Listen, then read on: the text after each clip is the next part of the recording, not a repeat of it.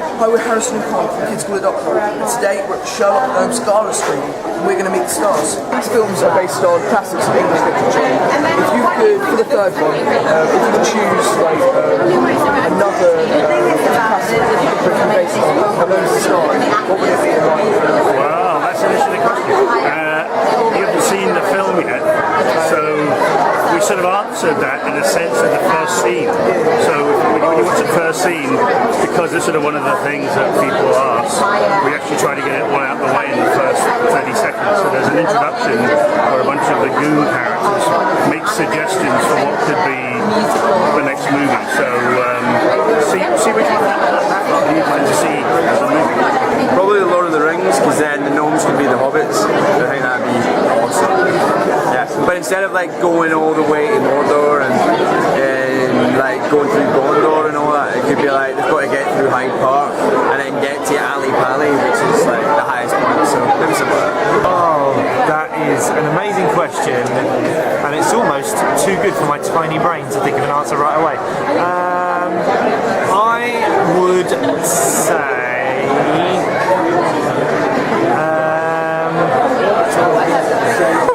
For some reason, Macbeth is leaping out of me, which would be a bloody dark version for a family show. Yeah, so I'll go with that. Let's mix it up. Let's make it an 18 certificate, and let's make it Macbeth. I think I would choose the Gnome Ranger. So it would get Gnomeo on top of form, riding along like a cowboy, and then travel to America and take on the Americans. That's what I'd do. Pretty awesome. I think that'd be fun. Yeah. Well, it's tricky, isn't it? Because you've also identified that they're all things you can do where you can use the word gnome and replace another word, like Romeo and Juliet or Sherlock Gnomes. And so that's the tricky thing.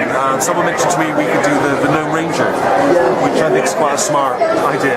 Not an English classic, but nevertheless a classic. Ooh, that's a good question. I'm a huge Jane Austen fan, so I would look for a Jane Austen story. I'm thinking Sense and Sensibility, but I don't know quite what the pun would be for that one. But Pride and Prejudice, I'm not sure. One of those films, though. Oh, it's a good question. I mean, this probably wouldn't fit in with the landscape of these films, but I'd love to see anything. Read His Dark Materials. Sorry? His Dark Materials by Philip Pullman. I'd say that, I mean, it might be a bit too much of a weird clash, but I'd like to see any adaptation of that. Have you ever uncovered a mystery that has made you feel like Sherlock Gnomes? And if so, what was it? Well, that's a good question. Have I ever unravelled a mystery? I did once, actually, which was, what did my wife want for her birthday? And it was a ring. It was an engagement ring. That was all she wanted, and it was great. It worked. Well, it's funny you should ask. When I was 15 years old and I was taking care of some kids, the woman that I was working for lost her engagement ring, and I found it. Oh my lord, have I ever uncovered a mystery that made me feel like Sherlock Gnomes? I once was looking for some biscuits when I was a kid, and I found them behind the toilet.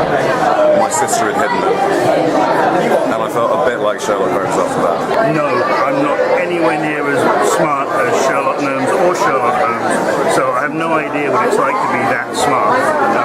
I wish I was, because one of the reasons I was drawn to the project was Sherlock Holmes was one of my favourite characters when I was about your age in school, and I loved him, Sherlock, because he was so brilliant. He could do these things, and I wish that I could, but I can't. I always wondered, right, when I was growing up,